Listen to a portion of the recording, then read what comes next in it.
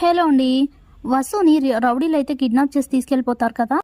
అప్పుడే పెద్దమ్మ వచ్చి నీ భార్యను ఎవరో తీసుకెళ్ళిపోతున్నారు అనేసరికి రిషి చాలా కంగారు పడుతూ అయ్యో ఇప్పుడు వజార్కి ఏం జరుగుతుందో ఏంటో, అనవసరంగా వజార్ని ఇక్కడ రప్పించి తన ప్రమాదంలో పడేశాను, ఇప్పుడు ఎలా వసుని కాపాడమని ఆలోచిస్తూ ఉంటాడు. ఇదిలా ఉండగా రౌడీలు వజారని తీసుకొని వెళ్తూ ఉంటే అప్పుడే భద్ర ఎదురుగా వచ్చి రౌడీలను బాగా చితకొట్టి వసుని సేవ్ చేసి రిషి దగ్గరకైతే తీసుకొస్తాడు.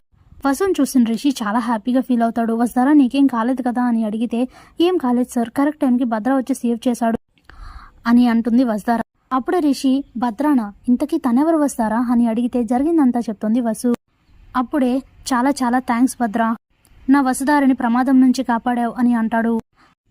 అలా అనకండి సార్, వసుధార మేడంని జాగ్రత్తగా చూసుకోవడమే నా బాధ్యత అని.